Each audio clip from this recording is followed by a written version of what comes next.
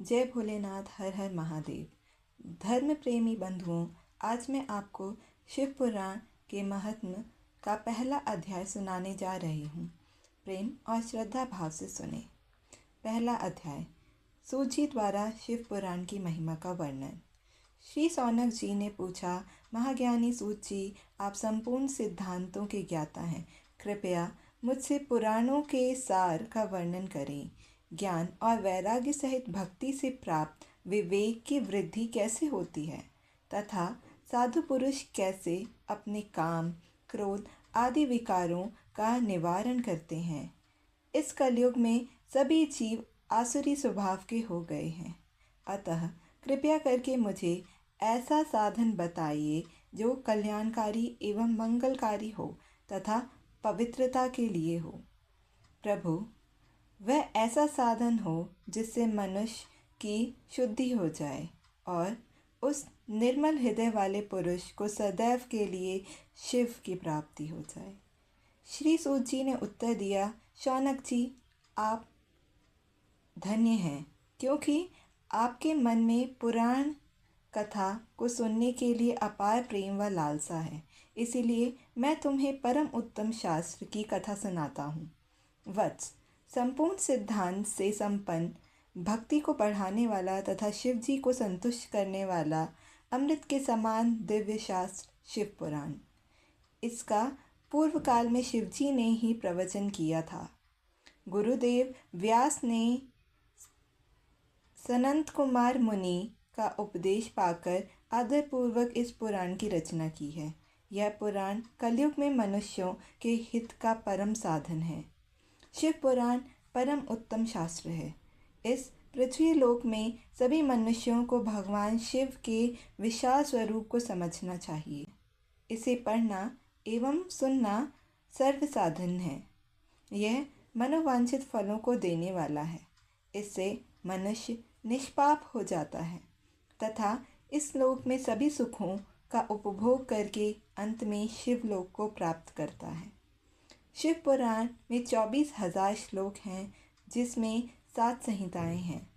शिव पुराण पर ब्रह्म परमात्मा के समान गति प्रदान करने वाला है। मनुष्य को पूरी भक्ति एवं संयम पूर्वक इसे सुनना चाहिए। जो मनुष्य प्रेम पूर्वक नित्य इसको बाँचता है या इसका पाठ करता है, वह निसंदेह पुण्यात्मा है। भगवान शिव उस विद्वान पुरुष पर प्रसन्न होकर उसे अपना धाम प्रदान करते हैं। प्रतिदिन आदरपूर्वक शिव पुराण का पूजन करने वाले मनुष्य संसार में संपूर्ण भोगों को भोगकर भगवान शिव के पद को प्राप्त करते हैं। वे सदा सुखी रहते हैं। शिव पुराण में भगवान शिव का सर्वस्व है। इस लोक और परलोक में सुख की प्राप्ति के लिए आदरपूर्वक इसका सेवन करना चाहिए। यह निर्मल शिव पुराण धर्म, अर्थ, काम और मोक्ष रूप चारों पुरुषार्थों को देने वाला है। अतः सदा प्रेम पूर्वक इसे सुनना एवं पढ़ना चाहिए। दूसरा अध्याय, देवराज को शिवलोक की प्राप्ति, चंचला का संसार से वैराग्य। श्री सौनक जी ने कहा, आप धन्य हैं सूत जी, आप परमार्थ तत्व के ज्ञाता हैं। आपने हम पर कृपा करके हमें यह अद्भुत और दिव्य कथा सुनाई है। भूतल पर इस कथा के समान कल्याण का और कोई माध्यम नहीं। आपकी कृपा से यह बात हमने समझ ली है। सूत जी, इस कथा के द्वारा कौन से पापी शुद्ध होते हैं, उन्हें कृपा पूर्वक बताकर इस जगत को कृतार्थ कीजिए। सूत जी बोले, मुने, जो मनुष्य पाप, दुराचार तथा काम, क्रोध, मद, लोभ में निरंतर डूबे रहते हैं, वे भी शिव पुराण पढ़ने अथवा सुनने से शुद्ध हो जाते हैं तथा उनके पापों का पूर्णतया नाश हो जाता है। इस विषय में मैं तुम्हें एक कथा सुनाता हूँ। देवराज ब्राह्मण की कथा। बहुत पहले की बात है कि रातों के नगर में देवराज नाम का एक ब्राह्मण रहता था। वह ज्ञान में दुर्बल, गरीब, रस बेचने वाला तथा वैदिक धर्म से विमुख था। वह स्नान संध्या नहीं करता था तथा उसमें वैश्यवृत्ति बढ़ती ही जा रही थी। वह भक्तों को ठगता था। उसने अनेक मनुष्यों को मारकर उन सबका धन हड़प लिया था। उस पापी ने थोड़ा सा भी धन धर्म के काम पर नहीं लगाया था। वह वैश्यागामी तथा आचार भ्रष्ट था। एक दिन वह घूमता हुआ दैवयोग से प्रतिष्ठानपुर जा पहुंचा। वहां उसने एक शिवालय देखा जहां बहुत से साधु महात्मा एकत्र हुए थे। देवराज वहीं ठहर गया। वहां रात में उसे ज्वर आ गया और उसे बड़ी पीड़ा होने लगी। वहीं पर एक ब्राह्मण देवता शिव पुराण की कथा सुना रहे थे।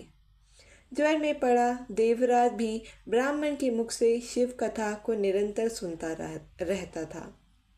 एक मास बाद देवराज ज्वर से पीड़ित अवस्था में चल बसा। यमराज के दूत उसे बांधकर यमपुरी ले गए। तभी वहां शिवलोक से भगवान शिव के पार्षद गण आ गए। वे कर्पूर के समान उज्जवल थे। उनके हाथ में त्रिशूल, संपूर्ण शरीर पर भस्म और गले में रुद्राक्ष की माला उनके शरीर की शोभा बढ़ा रही थी। उन्होंने यमराज के दूतों को मार पीट कर देवराज को यमदूतों के चंगुल से छुड़ा लिया और वे उसे अपने अद्भुत विमान में बिठाकर जब कैलाश पर्वत पर ले जाने लगे तो यमपुरी में कोलाहल मच गया, जिसे सुनकर यमराज अपने भवन से बाहर आए। साक्षात रुद्रों के समान प्रतीत होने वाले इन दूतों का धर्मराज ने विधि पूर्वक पूजन कर ज्ञान दृष्टि से सारा मामला जान लिया। उन्होंने भय के कारण भगवान शिव के दूतों से कोई बात नहीं पूछी। तत्पश्चात शिवदूत देवराज को लेकर कैलाश चले गए और वहां पहुंचकर उन्होंने ब्राह्मण को करुणावतार भगवान शिव के हाथों में सौंप दिया। शौनक जी ने कहा, महाभाग सूत जी, आप सर्वज्ञ हैं।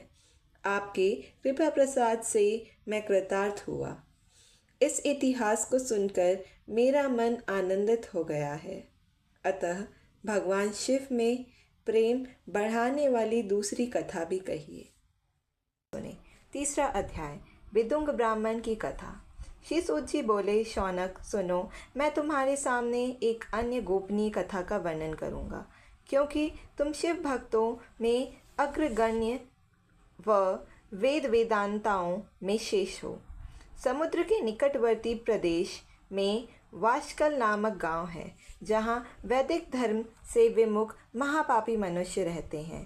वे सभी दुष्ट हैं एवं उनका मन दूषित विषय भोगों में ही लगा रहता है। वे देवताओं एवं भाग्य पर विश्वास नहीं करते। वे सभी कुटिल वृत्ति वाले हैं, किसानी करते हैं और विभिन्न प्रकार के अस्त्र शस्त्र रखते हैं। वे व्यभिचारी हैं। वे इस बात से पूर्णतः अनजान हैं कि ज्ञान, वैराग्य तथा सद्धर्म ही मनुष्य के लिए परम पुरुषार्थ हैं। वे सभी पशु बुद्धि हैं। अन्य समुदाय के लोग भी उन्हीं की तरह बुरे विचार रखने वाले, धर्म से विमुख, वे नित्य कुकर्म में लगे रहते हैं एवं सदा विषय भोगों में डूबे रहते हैं। वहाँ की स्त्रियाँ भी बुरे स्वभाव की, स्वेच्छाचारिणी, पाप में डूबी, कुटिल सोच वाली और व्यभिचारिणी हैं। वे सभी सद्व्यवहार तथा सदाचार से सर्वथा शून्य हैं। वहाँ सिर्फ दुष्टों का निवास है।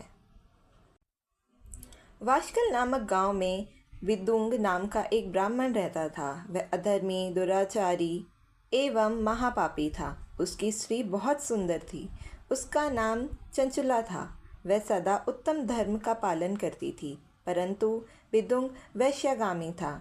इस तरह कुकर्म करते हुए बहुत समय व्यतीत हो गया। उसकी स्त्री काम से पीड़ित होने पर भी सर्वधर्म नाश के भय से क्लेश सहकर भी काफ़ी समय तक धर्म भ्रष्ट नहीं हुई, परंतु आगे चलकर वह भी अपने दुराचारी पति के आचरण से प्रभावित होकर दुराचारिणी और अपने धर्म से विमुख हो गई। इस तरह दुराचार में डूबे हुए उन पति पत्नी का बहुत सा समय व्यर्थ बीत गया। वैश्यागामी दूषित बुद्धि वाला वह दुष्ट ब्राह्मण बिदुंग समय अनुसार मृत्यु को प्राप्त हो नरक में चला गया। बहुत दिनों तक नरक के दुखों को भोगकर वह मूढ़ बुद्धि पापी विंध्य पर्वत पर भयंकर पिशाच हुआ। इस तरह उस दुराचारी बिदुंग के मर जाने पर वह चंचला नामक स्त्री बहुत समय तक पुत्रों के साथ अपने घर में रहती रही। पति की मृत्यु के बाद वह भी अपने धर्म से गिरकर परपुरुषों का संग करने लगी थी। सतियां विपत्ति में भी अपने धर्म का पालन करना नहीं छोड़ती। यह तो तप है। तप कठिन तो होता है, लेकिन इसका फल मीठा होता है। विषयी इस सत्य को नहीं जानते, इसीलिए वह विषयों के विषफल का स्वाद लेते हुए भोग करता है। एक दिन दैव योग से किसी पुण्य पर्व के आने पर वह अपने भाई बंधुओं के साथ गोकर्ण क्षेत्र में गई। उसने तीर्थ के जल में स्नान किया एवं बंधुजनों के साथ यत्र तत्र घूमने लगी। घूमते घूमते वह एक देव मंदिर में गई। वहाँ उसने एक ब्राह्मण के मुख से भगवान शिव की परम पवित्र एवं मंगलकारी कथा सुनी। कथावाचक ब्राह्मण कह रहे थे कि जो स्त्रियां व्यभिचार करती हैं वे मरने के बाद जब यमलोक जाती हैं तब यमराज के दूत उन्हें तरह तरह की यंत्रणा देते हैं। वे उनके कामांगों को तप्त लौह दंडों से दागते हैं। तप्त लौह के पुरुष से उसका संसर्ग कराते हैं। ये सारे दंड इतनी वेदना देते हैं कि जीव पुकार पुकार कर कहता है कि अब वह ऐसा नहीं करेगा, लेकिन यमदूत उसे छोड़ते नहीं। कर्मों का फल तो सभी को भोगना पड़ता है। देव, ऋषि, मनुष्य सभी इससे बंधे हुए हैं। ब्राह्मण के मुख से यह वैराग्य बढ़ाने वाली कथा सुनकर चंचला भय से व्याकुल हो गई। कथा समाप्त होने पर सभी लोग वहाँ से चले गए। तब कथा बाँचने वाले ब्राह्मण देवता से चंचला ने कहा, हे ब्राह्मण, धर्म को न जानने के कारण मेरे द्वारा बहुत बड़ा दुराचार हुआ है। स्वामी, मेरे ऊपर कृपा कर मेरा उद्धार कीजिए। आपके प्रवचन को सुनकर मुझे इस संसार से वैराग्य हो गया है। मुझ मूढ़ चित्त वाली पापिनी को धिक्कार है। मैं निंदा के योग्य हूँ। मैं बुरे विषयों में फंसकर अपने धर्म से विमुख हो गई थी। कौन मुझ जैसी कुमार्ग में मन लगाने वाली पापिनी का साथ देगा? जब यमदूत मेरे गले में फंदा डालकर मुझे बांधकर ले जाएंगे और नरक में मेरे शरीर के टुकड़े करेंगे, तब मैं कैसे उन महायातनाओं को सहन कर पाऊंगी? मैं सब प्रकार से नष्ट हो गई हूँ, क्योंकि अभी तक मैं हर तरह से पाप में डूबी रही हूँ। हे ब्राह्मण, आप मेरे गुरु हैं, आप ही मेरे माता पिता हैं। मैं आपकी शरण में आई हूँ। मुझ अबला का अब आप ही उद्धार कीजिए। सूची कहने लगे, शौनक, इस प्रकार विलाप करती हुई चंचला ब्राह्मण देवता के चरणों में गिर पड़ी। तब ब्राह्मण ने उसे कृपापूर्वक उठाया। चौथा अध्याय, चंचला की शिव कथा सुनने में रुचि और शिवलोक गमन। ब्राह्मण बोले, नारी, तुम सौभाग्यशाली हो जो भगवान शंकर की कृपा से तुमने वैराग्यपूर्ण शिव पुराण की कथा सुनकर समय से अपनी गलती का एहसास कर लिया है। तुम डरो मत और भगवान शिव की शरण में जाओ। उनकी परम कृपा से तुम्हारे सभी पाप नष्ट हो जाएंगे। मैं तुम्हें भगवान शिव की कथा सहित वह मार्ग बताऊंगा जिसके द्वारा तुम्हें सुख देने वाली उत्तम गति प्राप्त होगी। शिव कथा सुनने से तुम्हारी बुद्धि शुद्ध हो गई है और तुम्हें पश्चाताप हुआ है तथा मन में वैराग्य उत्पन्न हुआ है। पश्चाताप ही पाप करने वाले पापियों के लिए सबसे बड़ा प्रायश्चित है। पश्चाताप ही पापों का शोधक है। इससे ही पापों की शुद्धि होती है। सत्पुरुषों के अनुसार पापों की शुद्धि के लिए प्रायश्चित पश्चाताप से ही संपन्न होता है। जो मनुष्य अपने कुकर्म के लिए पश्चाताप नहीं करता वह उत्तम गति प्राप्त नहीं करता है, परंतु जिसे अपने कुकृत्य पर हार्दिक पश्चाताप होता है वह अवश्य उत्तम गति का भागीदार होता है। इसमें कोई शोक नहीं है। शिव पुराण की कथा सुनने से चित्त की शुद्धि एवं मन निर्मल होता है। शुद्ध चित्त में ही भगवान शिव व पार्वती का वास होता है।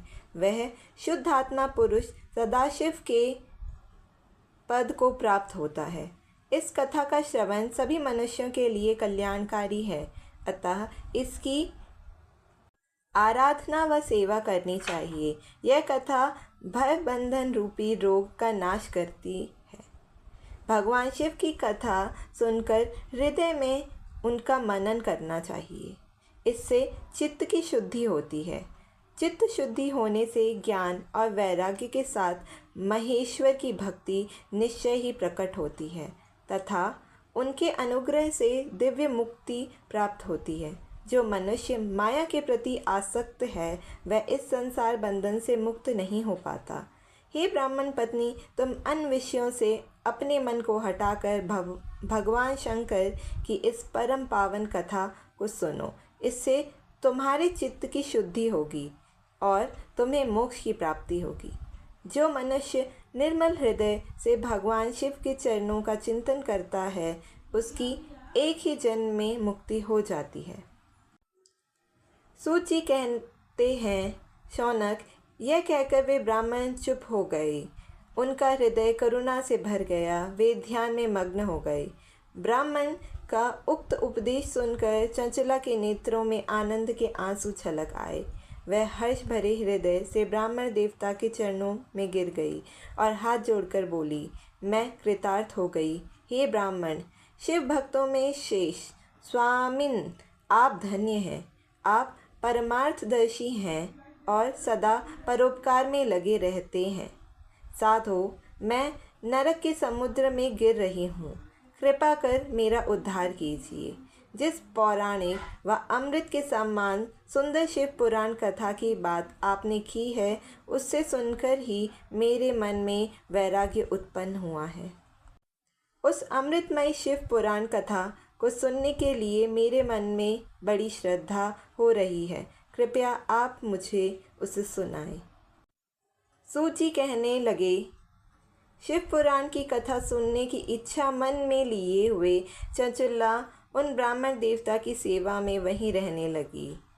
उस गोकर्ण नामक महाक्षेत्र में उन ब्राह्मण देवता के मुख से चंचला शिव पुराण की भक्ति, ज्ञान और वैराग्य बढ़ाने वाली और मुक्ति देने वाली परम उत्तम कथा सुनकर कृतार्थ हुई। उसका चित्त शुद्ध हो गया। वह अपने हृदय में शिव के सगुण रूप का चिंतन करने लगी। वह सदैव शिव के सच्चिदानंदमय स्वरूप का स्मरण करती थी। तत्पश्चात अपना समय पूर्ण होने पर चंचला ने बिना किसी कष्ट से अपना शरीर त्याग दिया। उसे लेने के लिए एक दिव्य विमान वहां पहुंचा। वह विमान शोभा साधनों से सजा था एवं शिवगणों से सुशोभित था। चंचला विमान से शिवपुरी पहुंची। उसके सारे पाप धुल गए। वह दिव्यांगना हो गई। वह गौरांगी देवी मस्तक पर अर्धचंद्र का मुकुट व अन्य दिव्य आभूषण पहने शिवपुरी पहुंची। वहां उसने सनातन देवता त्रिनेत्रधारी महादेव शिव को देखा। सभी देवता उनकी सेवा में भक्तिभाव से उपस्थित थे। उनकी अंग कांति करोड़ों सूर्यों के समान प्रकाशित हो रही थी। 5 मुख और हर मुख में 3-3 नेत्र थे। मस्तक पर अर्धचंद्राकार मुकुट शोभायमान हो रहा था। कंठ में नील चिन्ह था। उनके साथ में देवी गौरी विराजमान थी जो विद्युत पुंज के समान प्रकाशित हो रही थी। महादेव जी की कांति कपूर के समान गौर थी। उनके शरीर पर श्वेत वस्त्र थे तथा शरीर श्वेत भस्म से युक्त था। इस प्रकार भगवान शिव के परम उज्ज्वल रूप के दर्शन कर चंचुला बहुत प्रसन्न हुई। उसने भगवान को बारंबार प्रणाम किया और हाथ जोड़कर प्रेम, आनंद और संतोष से युक्त हो विनीत भाव से खड़ी हो गई। उसके नेत्रों से आनंद अश्रुओं की धारा बहने लगी। भगवान शंकर व भगवती गौरी उमा ने करुणा के साथ सौम्य दृष्टि से देखकर चंचला को अपने पास बुलाया। गौरी उमा ने उसे प्रेम पूर्वक अपनी सखी बना लिया। चंचला सुखपूर्वक भगवान शिव के धाम में उमा देवी की सखी के रूप में निवास करने लगी। सुने 5वां अध्याय, विदुंग का पिशाच योनि से उद्धार। सूची बोले, शौनक, एक दिन चंचला आनंद में मग्न उमा देवी के पास गई और दोनों हाथ जोड़कर उनकी स्तुति करने लगी। चंचला बोली, हे गिरिराज नंदिनी स्कंद माता उमा, आप सभी मनुष्यों एवं देवताओं द्वारा पूज्य तथा समस्त सुखों को देने वाली हैं। आप शंभु प्रिया हैं।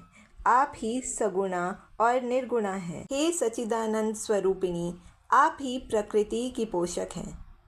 हे माता, आप ही संसार की सृष्टि पालन और संहार करने वाली हैं।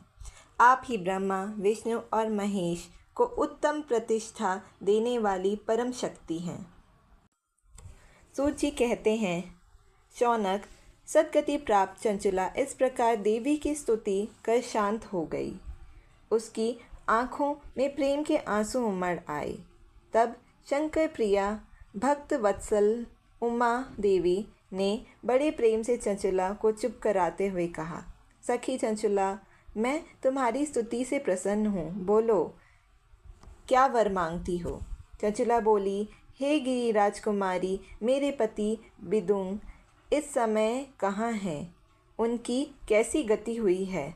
मुझे बताइए और कुछ ऐसा उपाय कीजिए ताकि हम फिर से मिल सकें।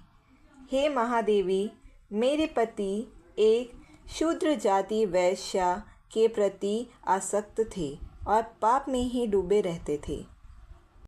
गिरिजा बोली, बेटी, तुम्हारा पति विदुंग बड़ा पापी था। उसका अंत बड़ा भयानक हुआ। वैश्या का उपभोग करने के कारण वह मूर्ख नरक में अनेक वर्षों तक अनेक प्रकार के दुख भोगकर अब शेष पाप को भोगने के लिए विंध्य पर्वत पर पिशाच की योनि में रह रहा है। वह दुष्ट वहीं वायु पीकर रहता है और सब प्रकार के कष्ट सहता है। सूत जी कहते हैं, शौनक, गौरी देवी की यह बात सुनकर चंचला अत्यंत दुखी हो गई। फिर मन को किसी तरह स्थिर करती हुई दुखी हृदय से माँ गौरी से उसने एक बार फिर पूछा, हे महादेवी, मुझ पर कृपा कीजिए और मेरे पापी पति का अब उद्धार कर दीजिए। कृपा करके मुझे वह उपाय बताइए जिससे मेरे पति को उत्तम गति प्राप्त हो सके। गौरी देवी ने कहा, यदि तुम्हारा पति विदुंग शिव पुराण की पुण्य में उत्तम कथा सुने तो वह इस दुर्गति को पार करके उत्तम गति का भागी हो सकता है। अमृत के समान मधुर गौरी देवी का यह वचन सुनकर चंचला ने दोनों हाथ जोड़कर मस्तक झुकाकर उन्हें बारंबार प्रणाम किया तथा प्रार्थना की कि मेरे पति को शिव पुराण सुनाने की व्यवस्था कीजिए।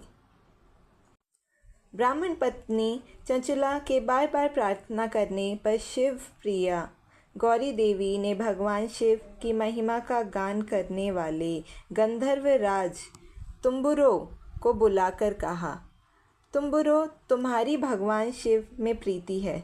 तुम मेरे मन की सभी बातें जानकर मेरे कार्यों को सिद्ध करते हो। तुम मेरी इस सखी के साथ विंध्य पर जाओ। वहाँ एक महाघोर और भयंकर पिशाच रहता है। पूर्व जन्म में वह पिशाच विदुंग नामक ब्राह्मण मेरी इस सखी चंचला का पति था। वह वैश्यागामी हो गया। उसने स्नान संध्या आदि नित्य कर्म छोड़ दिए। क्रोध के कारण उसकी बुद्धि भ्रष्ट हो गई। दुर्जनों से उसकी मित्रता तथा सज्जनों से द्वेष बढ़ गया था। वह अस्त्र शस्त्र से हिंसा करता, लोगों को सताता और उनके घरों में आग लगा देता था। चांडालों से दोस्ती करता वह रोज़ वैश्या के पास जाता था। पत्नी को त्याग कर दुष्ट लोगों से दोस्ती कर उन्हीं के संपर्क में रहता था। वह मृत्यु तक दुराचार में फंसा रहा। मृत्यु के बाद उसे पापियों के भोग स्थान यमपुर ले जाया गया। वहाँ घोर नरकों को सहकर इस समय वह विंध्य पर्वत पर पिशाच बनकर रह रहा है और पापों का फल भोग रहा है। तुम उसके सामने परम पुण्यमयी पापों का नाश करने वाली शिव पुराण की दिव्य कथा का प्रवचन करो। इस कथा को सुनने से उसका हृदय सभी पापों से मुक्त होकर शुद्ध हो जाएगा और वह प्रेत योनि से मुक्त हो जाएगा। दुर्गति से मुक्त होने पर उस विदुंग नामक पिशाच को विमान पर बिठाकर तुम भगवान शिव के पास ले आना। सूची कहते हैं, शौनक, माँ उमा का आदेश पाकर गंधर्वराज तुम्बरु प्रसन्नतापूर्वक अपने भाग्य की सराहना करते हुए चंचुला को साथ लेकर विमान से पिशाच के निवास स्थान विंध्य पर्वत गया। वहां पहुंचकर उसने उस विकराल आकृति वाले पिशाच को देखा। उसका शरीर विशाल था, उसकी थोड़ी बड़ी थी। वह कभी हंसता, कभी रोता और कभी उछलता था। महाबली तुम्बरों ने विदुंग नामक पिशाच को पाशों से बांध लिया। उसके पश्चात तुम्बरों ने शिव पुराण की कथा बाँचने के लिए स्थान तलाश कर मंडप की रचना की। शीघ्र ही इस बात का पता लोगों को चल गया कि एक पिशाच के उद्धार हेतु देवी पार्वती की आज्ञा से तुम्बरो शिव पुराण की अमृत कथा सुनाने विंध्य पर्वत पर आया है। उस कथा को सुनने के लोभ से बहुत से देवर्षि वहां पहुंच गए। सभी को आदर पूर्वक स्थान दिया गया। पिशाच विदुंग को पाशों में बांधकर आसन पर बिठाया गया और तब तुम्बरों ने परम उत्तम शिव पुराण की अमृत कथा का गान शुरू किया। उसने पहली विदेश्वर संहिता से लेकर 7वीं वायु संहिता तक शिव पुराण की कथा का स्पष्ट वर्णन किया। सातों संहिताओं सहित शिव पुराण को सुनकर सभी श्रोता कृतार्थ हो गए। परम पुण्यमय शिव पुराण को सुनकर पिशाच सभी पापों से मुक्त हो गया और उसने पिशाच शरीर का त्याग कर दिया। शीघ्र ही उसका स्वरूप दिव्य हो गया। उसका शरीर गौर वर्ण का हो गया। शरीर पर श्वेत वस्त्र एवं पुरुषों के आभूषण आ गए। इस प्रकार दिव्य देहधारी होकर विदुंग अपनी पत्नी चंचुला के साथ स्वयं भी भगवान शिव का गुणगान करने लगा। उसे इस दिव्य रूप में देखकर सभी को बहुत आश्चर्य हुआ। उसका मन परम आनंद से परिपूर्ण हो गया।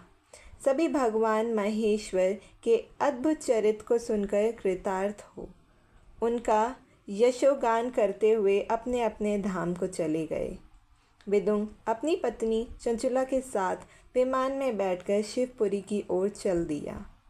महेश्वर के गुणों का गान करता हुआ विदुंग अपनी पत्नी चंचुला व तुम्बरों के साथ शीघ्र ही शिवधाम पहुंच गया। भगवान शिव व देवी पार्वती ने उसे अपना पार्षद बना लिया। दोनों पति पत्नी सुखपूर्वक भगवान महेश्वर एवं देवी गौरी के श्री चरणों में अविचल निवास पाकर धन्य हो गए। छठा अध्याय, शिव पुराण के श्रवण की विधि। शौनक जी कहते हैं, महाप्राज्ञ सूत जी, आप धन्य एवं शिव भक्तों में श्रेष्ठ हैं। हम पर कृपा कर हमें कल्याणमय शिव पुराण के श्रवण की विधि बताइए, जिससे सभी श्रोताओं को संपूर्ण उत्तम फल की प्राप्ति हो। सूत जी ने कहा, मुने शौनक, तुम्हें संपूर्ण फल की प्राप्ति के लिए मैं शिव पुराण की विधि सविस्तार बताता हूँ। सर्वप्रथम किसी ज्योतिषी को बुलाकर दान से संतुष्ट कर उससे कथा का शुभ मुहूर्त निकलवाना चाहिए और उसकी सूचना का संदेश सभी लोगों तक पहुंचाना चाहिए कि हमारे यहाँ शिव पुराण की कथा होने वाली है। अपने कल्याण की इच्छा रखने वालों को इसे सुनने अवश्य पधारना चाहिए।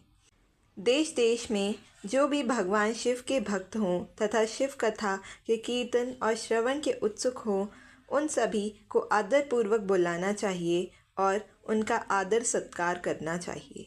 शिव पुराण सुनने के लिए मंदिर, तीर्थ, वन प्रांत अथवा घर में ही उत्तम स्थान का निर्माण करना चाहिए। केले के खंभों से सुशोभित कथा मंडप तैयार कराइए। उसे सब ओर फल, पुष्प, सुंदर चंदोबे से अलंकृत करना चाहिए। चारों कोनों पर ध्वज लगाकर उसे विभिन्न सामग्री से सुशोभित करने। भगवान शंकर के लिए भक्तिपूर्वक दिव्य आसन का निर्माण करना चाहिए तथा कथावाचक के लिए भी दिव्य आसन का निर्माण करना चाहिए। नियम पूर्वक कथा सुनने वालों के लिए भी सुयोग्य आसन की व्यवस्था करें तथा अन्य लोगों के बैठने के लिए भी व्यवस्था करें। कथा बाँचने वाले विद्वान के प्रति कभी बुरा भाव न रखें।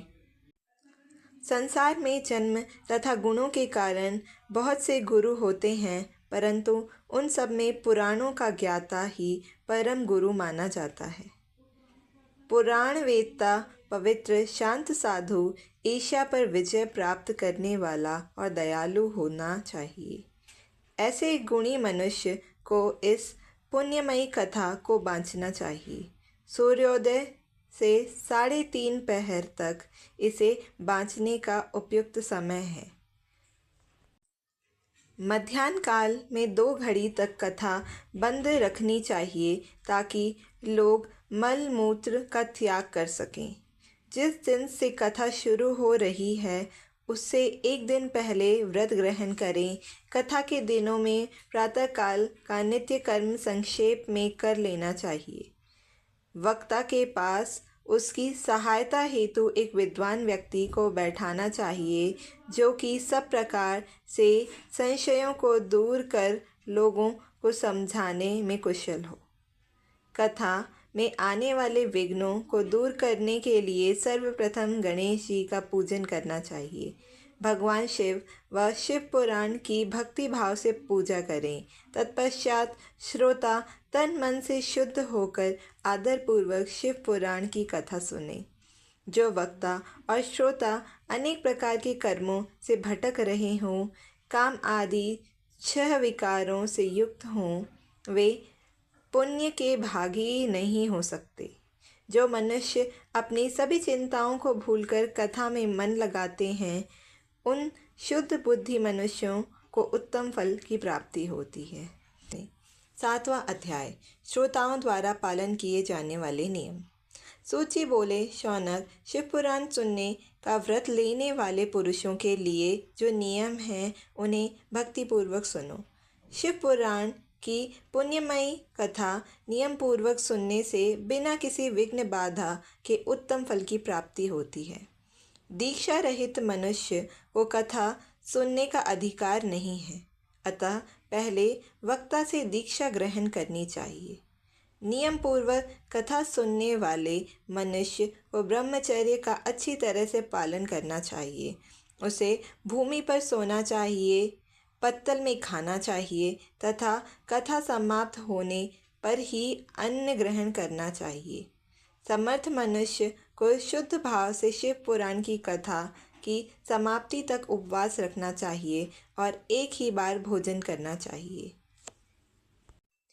गरिष्ठ अन्न, दाल, जला अन्न, सेम, मसूर तथा बासी अन्न नहीं खाना चाहिए। जिसने कथा का व्रत ले रखा हो उसे प्याज, लहसुन, हींग, गाजर, मादक वस्तु तथा आमिष कहीं जाने वाली वस्तुओं का त्याग करना चाहिए।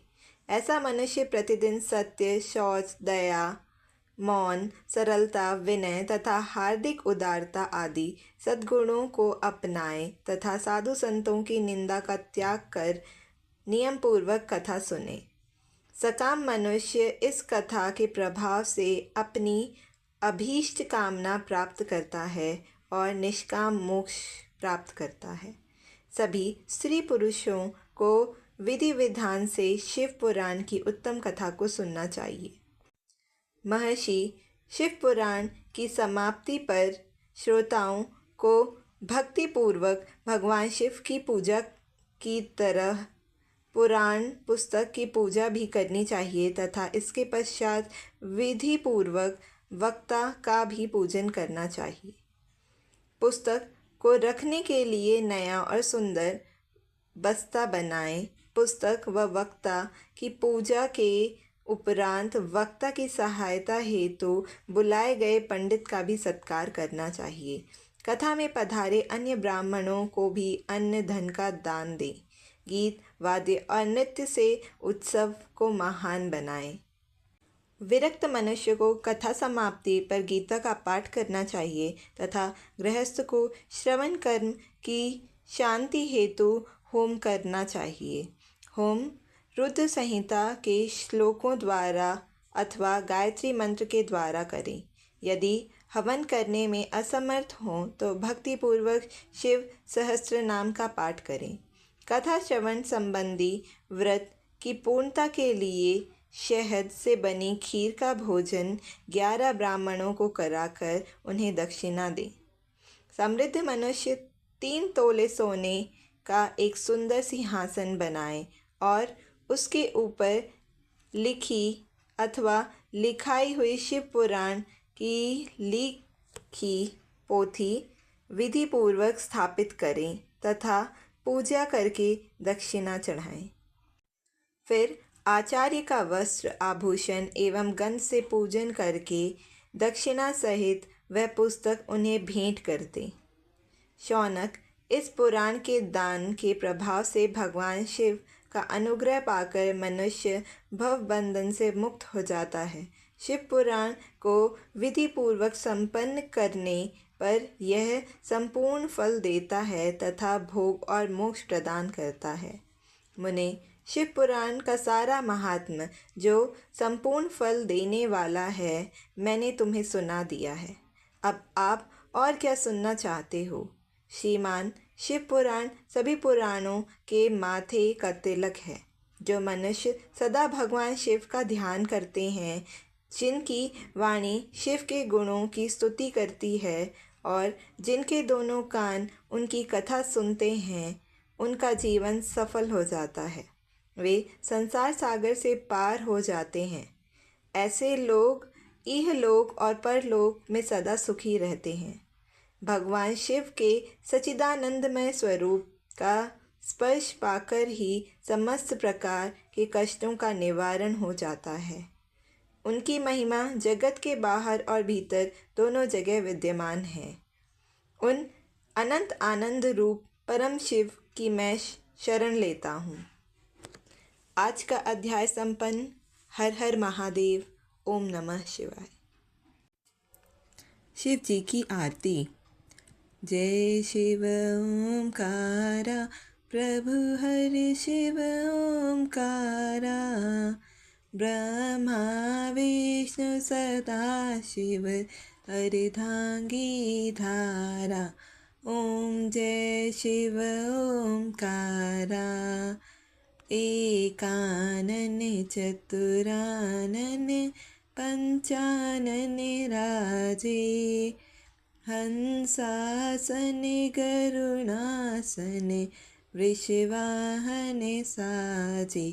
ओम जय शिव ओमकारा, दो भुज चार चतुर्भुज, 10 भुज अति सोहे, तीनों रूप निरखता त्रिभुवन जन मोहे।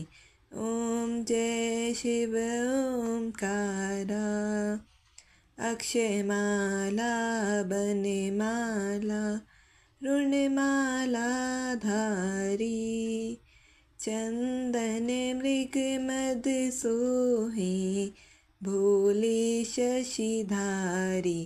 ओम जय शिव ओमकारा, श्वेतांबर पीतांबर बाघांबर अंगे, सनकादिक ब्रह्मादिक भूतादिक संगे। ओम जय शिव ओमकारा, कर के मध्य कमंडल चक्र त्रिशूल धरता, जग करता जग भरता, जग पालन करता। ओम जय शिव ओमकारा, ब्रह्मा विष्णु सदा शिव, जानत अविवेका। प्रणवाक्षर के मध्य ये तीनों एका। ओम जय शिव ओमकारा। श्री गुण स्वामी जी की आरती जो कोई नर गावे, कहत शिवानंद स्वामी मन वांछित फल पावे। ओम जय शिव ओमकारा, तन मन धन सब कुछ है तेरा, स्वामी सब कुछ है तेरा, तेरा तुझको अर्पण क्या लागे मेरा। ओम जय शिव ओमकारा, जय शिव ओमकारा, प्रभु हर शिव ओमकारा। ब्रह्मा विष्णु सदा शिव, अर्धांगी धारा। ओम जय शिव ओमकारा, प्रभु हर शिव ओमकारा। बोलो शंकर भगवान की जय। बोलो उमापति महादेव की जय। हर हर महादेव, हर हर महादेव।